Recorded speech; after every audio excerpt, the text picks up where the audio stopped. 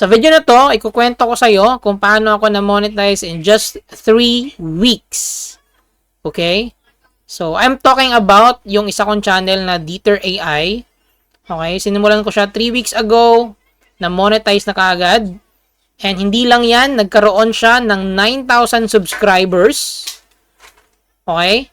And 169 total views overall na to And watch time na 15,000. Okay? Overall na yan, total views. Okay? In just 3 weeks. Okay? 3 weeks lang. Na-monetize na kaagad. So, yan ang pag-uusapan natin. Yan ang ikukwento ko sa'yo. Yan ang ituturo ko sa'yo sa video na to. So, watch the video until the end. Sigurado ako magiging valuable to. Marami kang mapupulot dito. Marami kang matutunan. And walang gatekeeping to. Okay? So, papakita ko lahat. Okay? Kung paano ko siya ginawa. So, eto yung channel, by the way. Okay? Dieter AI. Okay? Pwede siyang puntahan, i-check, i-verify. Ito yung channel na yon. Okay? 8 videos lang yung upload ko. Okay? 8 videos pero na-monetize na kaagad. Okay? May mga video siya na nag-umabot na ng 100,000 views. By the way, ito yung analytics. Okay? As you can see. Okay? Live analytics yan. Revenue, wala pa kasi kaka-monetize pa lang. Subscribers, ito. Live subscribers. Views for the past 48 hours. So, yan. Okay, ito yung pag-uusapan natin ngayon. Ituturo ko sa iyo or i-discuss ko kung paano ko siya nagawa. Okay, so parang nagkukwento lang ako dito. This is gonna be a raw video. So, watch very carefully and listen very carefully. So, by the way, ito yung kaninang umaga na-receive ko to. So, congratulations. You are now a YouTube partner. Monetize your videos, get chat via support. So, kaka-monetize pa lang talaga. Okay? Kaninang umaga lang. Okay? So, ang maganda pa dito, almost 10,000 na yung subscribers. So, sobrang bilis, sobrang bilis.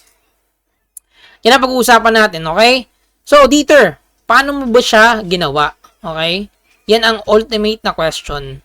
Okay? Gaano lang ba siya ka-simple? Gaano lang ba siya kadali?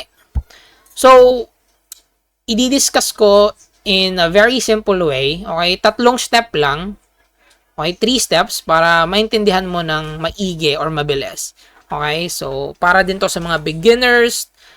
Ang kailangan mo lang talaga is makinig. Okay, para matuto ka and you can do it on your own. Okay, magagawa mo siya sa channel mo, sa upcoming channel mo. Kung beginner ka pa lang. Okay? So, step 1. Dieter, ano yung ginawa mo para mangyari yan? Ma-monetize ka, dumami yung subscriber. So, step 1 is channel proper setup. Okay? Eto, channel proper setup. Dieter, anong ibig mong sabihin sa channel proper setup? So, kapag gumawa ka ng bagong channel, okay, dapat bago din yung Gmail. Okay? Bago din yung Gmail mo. Okay? Gmail or email na gagamitin mo. Okay? Kung gagawa ka ng bagong channel. Pwede mo rin gamitin yung old channel mo, old channel, or old Gmail. Pwede din naman, pero may twist. Okay? Kung new Gmail ang gagamitin mo, you will start from fresh. Pag old Gmail yung gagamitin mo, meron na tong mga problema. Okay? May mga problema na to. Okay? Iba na kasi yung algorithm ngayon, i-explain ko. Okay? Dahan-dahan. So, ganito yan. Pag bago yung Gmail na gagamitin mo, you will start from fresh. Pag old Gmail yung gagamitin mo, may mga problema na yan. Okay? Pwedeng shadow ban na to or suppress na. Okay? Sinusuppress na ni YouTube yung old Gmail na to. Kasi for example, may mga kasalanan ka dati na for example, spam ka or may mga issue ka sa old Gmail. So, maraming mga dahilan para i-suppress yung old Gmail. Okay? Pero may mga good benefits din naman yung old na Gmail yung gagamitin mo. May mga benefits naman. Pero sa akin, based from experience, dito sa ginamit ko, dito sa channel na to, I use a new Gmail. Okay? Bagong Gmail. Okay? So, delete ko muna to. Okay. Yan. Brand new Gmail yung gamit ko. Okay? So, proper setup. Ano bang ibig mong sabihin dito? So, you need to warm up your channel. Okay? I-warm up mo yung channel. Pag gumawa ka ng bagong YouTube channel, wag mo munang uploadan ng video. Wag mo muna mag-upload. Okay? Use the channel for maybe 1 to 2 weeks. Okay? Gamitin mo muna siya. Okay? So, manunood ka muna ng mga videos using that channel, magko-comment, magla-like. Basta gamitin mo siya like a regular person would do. Okay? Pero, wag naman yung pipilitin mo mag-like, like every video magla-like ka or magko-comment ka every video. Wag naman yung ganun. Okay? Di naman pwede yung ganun din. Okay? So, gamitin mo siya 1 to 2 weeks to warm up the channel. Okay? So, dito, bakit ginagawa yan? Bakit mo gagawin yan? So, may tinatawag na kasi tayo ngayon na trust score. Okay, eto, trust score. Dito, ano yung trust score? So, ito yung parang merong secret na score yung isang YouTube channel. Okay? So, for example, eto channel. Channel. Okay? Channel 1. And eto, channel 2. Okay? So, explain ko ng maigi. Okay? Channel 1 and channel 2. So, si channel 1, new Gmail siya. Or bago siya or fresh. Okay? So, ibig sabihin yan, mataas pa yung trust score niya. Okay? Mataas pa yung trust score. Wala ka pang ginagawang mali, like spamming, or basta, wala ka pang ginagawa kasi bago pa siya eh. Okay? So, mataas pa yung trust score niya. Okay? Mataas pa yung trust score. Compare sa mga old na channel, o yung mga channel na ginagamit mo wherein, for example, meron ka ng ginawa na spam. Okay? Nag-spam ka ng comment. Okay? Or nag-spam ka ng likes. Okay? Or, for example, nag-upload ka ng video dito na copyright. Okay? Okay? Anything under the sun. Basta old Gmail, sigurado akong may problema na yan sa trust score. Okay? Low trust score na yan. Okay? Low trust score. So, like, meron ka na ditong mga strike. Okay? Something like that. Okay? So, ang mangyayari niyan, si YouTube algorithm,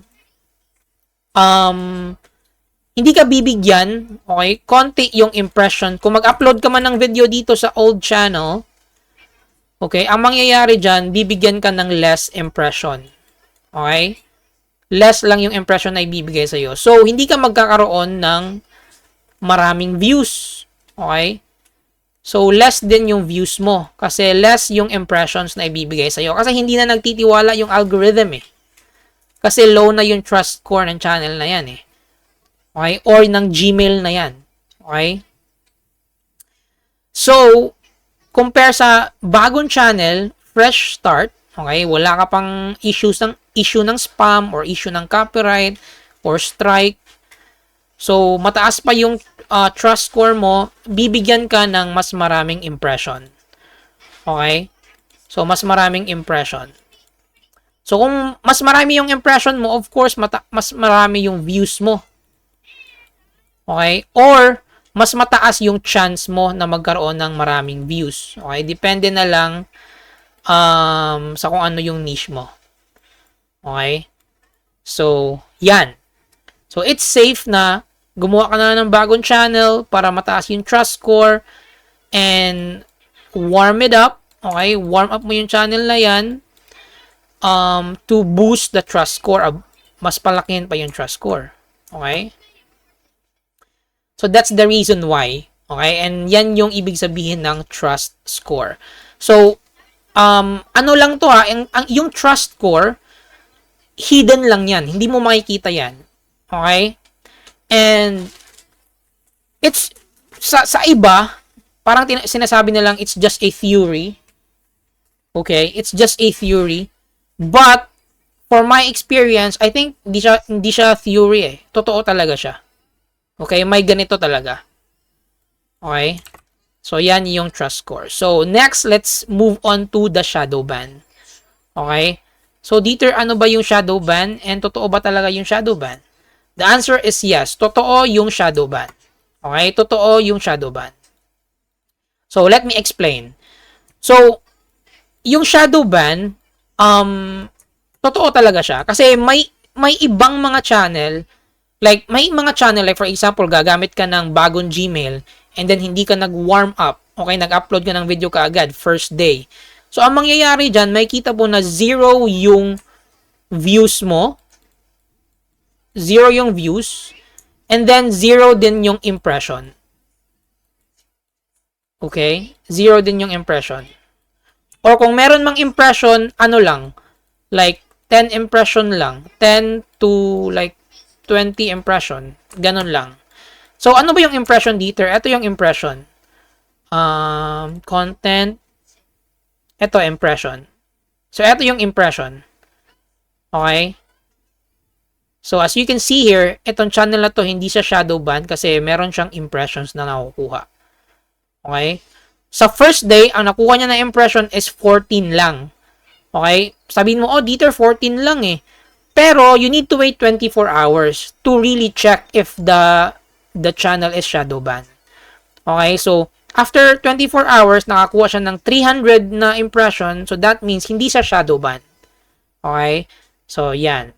So ganito kasi yan. Pag 10 to 20 yung impressions na nakuha mo after a 24 hours na you upload a new video or you upload the very first video, pag 10 to 20 na impression lang after 24 hours, shadow ban yan.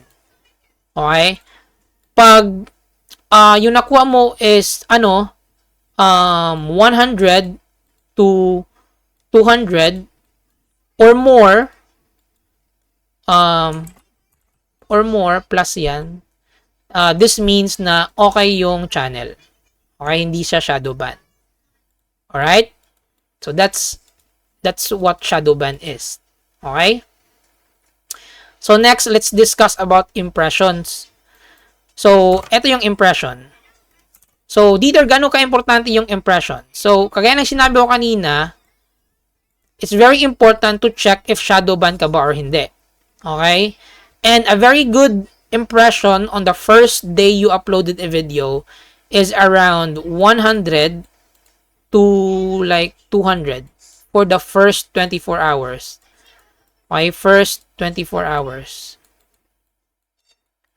So, kapag nag-upload ka ng video sa channel mo and hindi siya nakakuha ng 100 to 200 impression, that means shadow ban yung channel mo or pangit yung channel mo.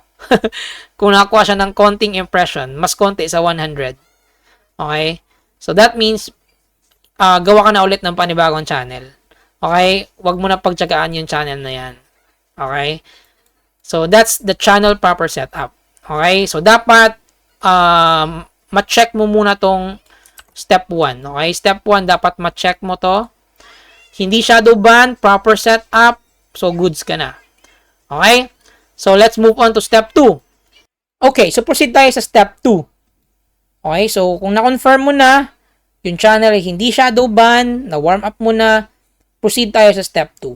So, step 2, dapat meron ka ng niche, of course. Okay, basic naman yan.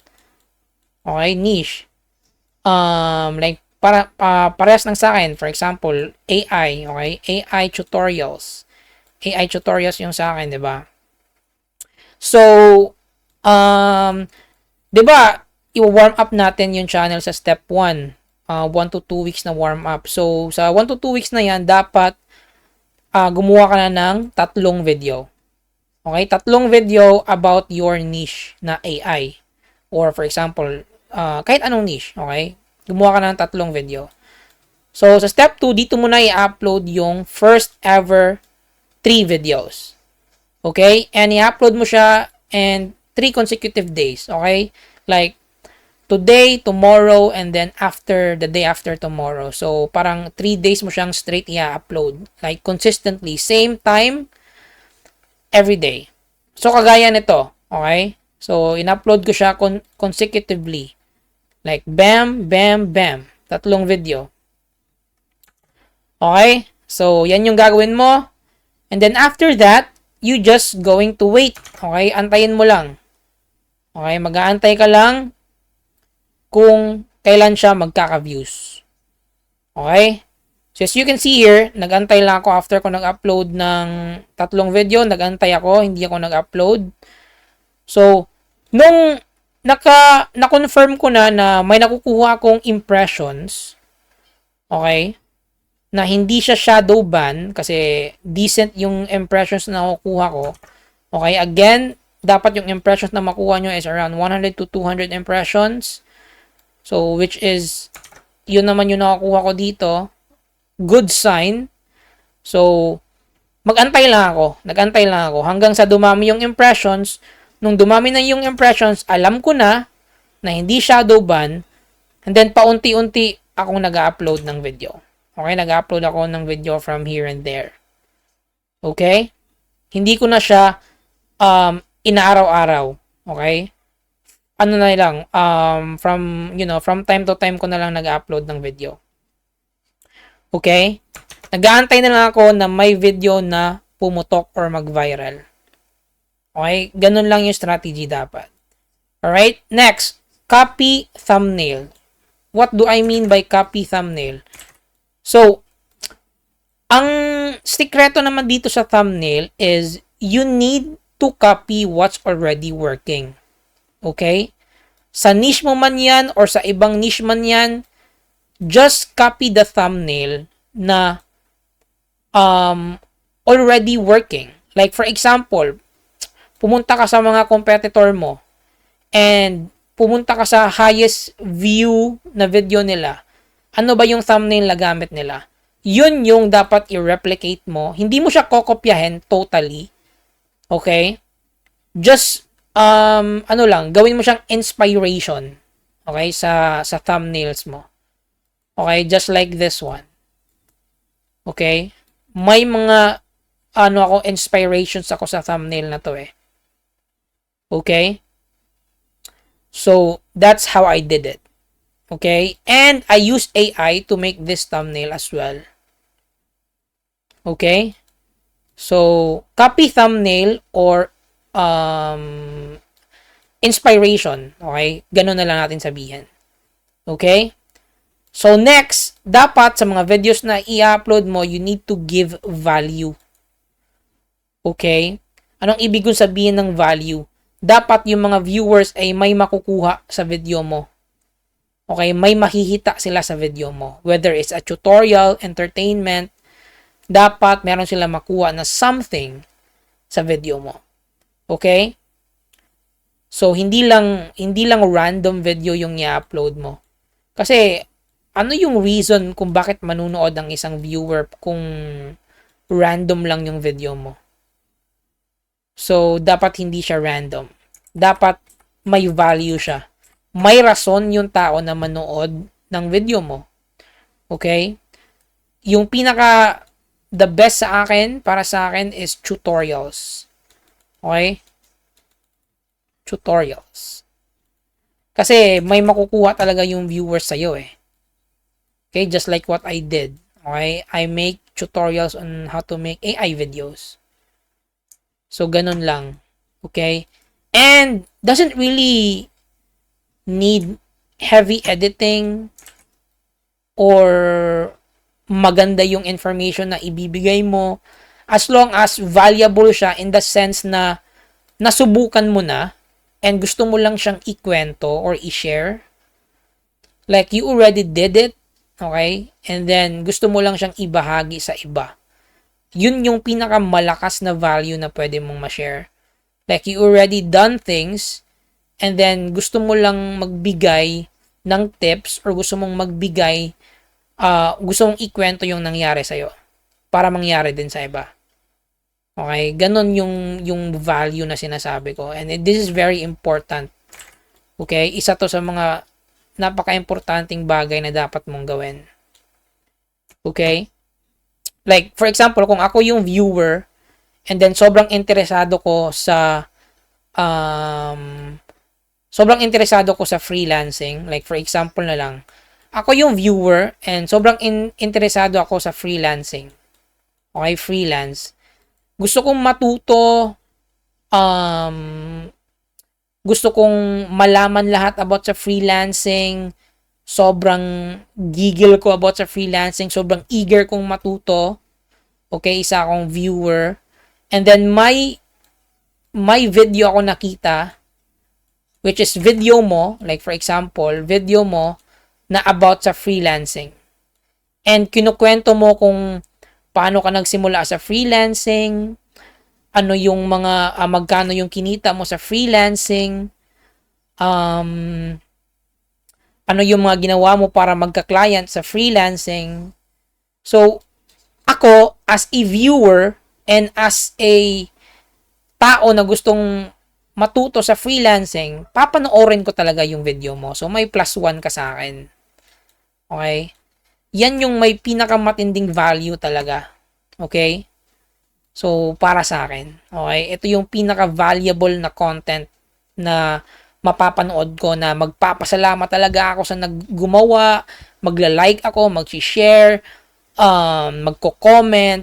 Kasi sobrang eager kong matuto about freelancing eh. And then kinuwento mo yung nangyari sa'yo, binigyan mo ako ng tips. That's, that's +1 for me. So, goods ka sa akin. Parang ganun. Okay? +1 ka sa akin. So, kung ako yung viewer, like, for example lang. So, that's value. Okay? And dyan ka magkaka-views ng marami. So, trust me on that. Kasi, subok ko na yan. Okay? Marami kang viewers, marami nag-aabang sa'yo, okay? Marami yung magko-comment, okay? Ganon, okay? It's a great feeling, okay?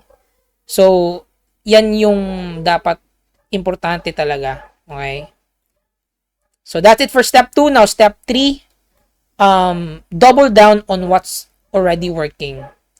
Okay? So, what I mean by that is, for example, itong channel ko. Punta tayo sa content. Okay? Ito yung channel ko, diba? So, double down on what's already working. So, noong nag-upload ako ng 3 video, yung nagka-views nung una, okay, is yung itong video na to about sa AI. Okay, ito yung unang nagka-views. So, ang ginawa ko, gumawa ulit ako ng video about sa AI. And nung gumawa ako ng video about sa AI ulit, dumami ulit yung views. Actually, ito yung nag-100,000 eh. About sa AI. So, tinuloy-tuloy ko na siya.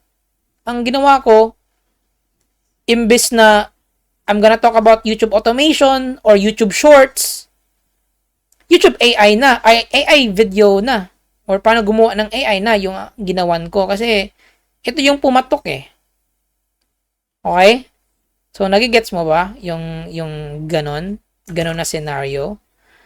So yun yung ginawa ko. Okay? Double down on what's working. Okay? Diba, sabi ko kanina, mag-upload ka ng 3 video. So, for example, ito, 3 video. Okay? Gagawin kong malupit na example yung channel ko.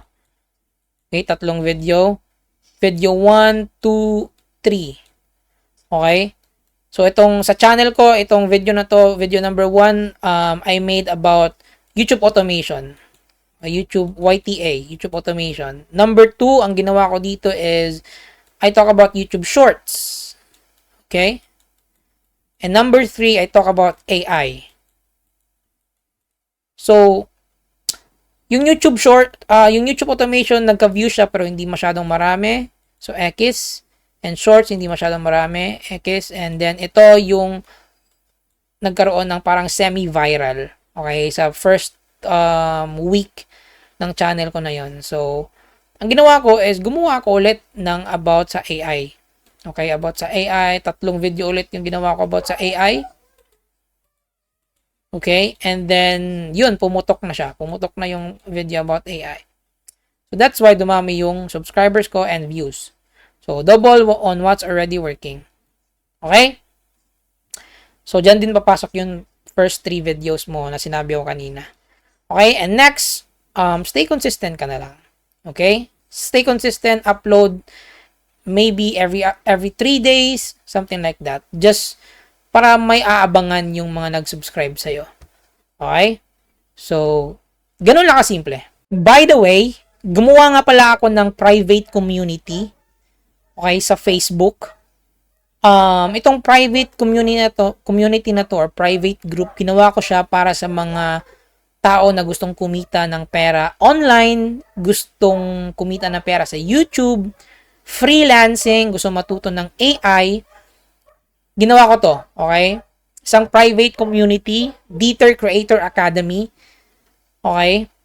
So, ilalagay ko na lang yung link sa comment maybe or sa description para kung gusto mo mag-join sa community na to. Okay?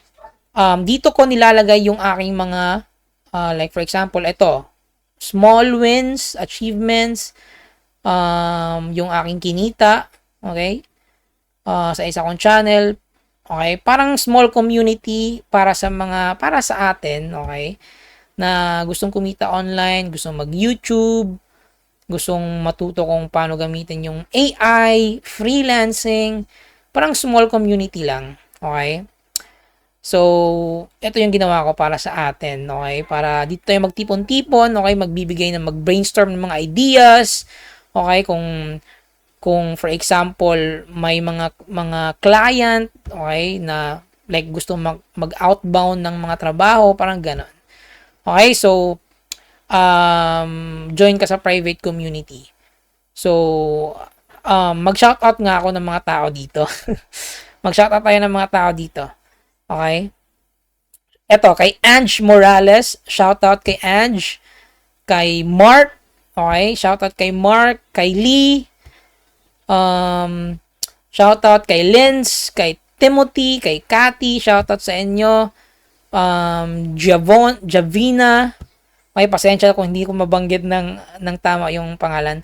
Kay Angel, kay Charmay, kay Jonalyn, kay Micaela, kay Lynn, kay Eileen, kay Maria. Shoutout, okay? Shoutout sa inyo guys. Ito yung mga members natin dito sa private community. Small community lang, okay? Para magtulungan lang. Like kung meron kang tanong, actually napaka-active ko ngayon sa community na to. Natutuwa ako kasi active din yung marami dito eh. So, naging active din ako. Okay, kung meron kang mga tanong, dito mo lang itanong. Join this community, okay? Pero of course, disclaimer, hindi ko ina-accept lahat, okay? Konti lang yung ina-accept ko, yung mga tunay lang. Bago ka kasi mag-join dito, may parang question siya na dapat mong sagutan. So, this is a private community. Tulungan yung mga tao dito. So, yeah.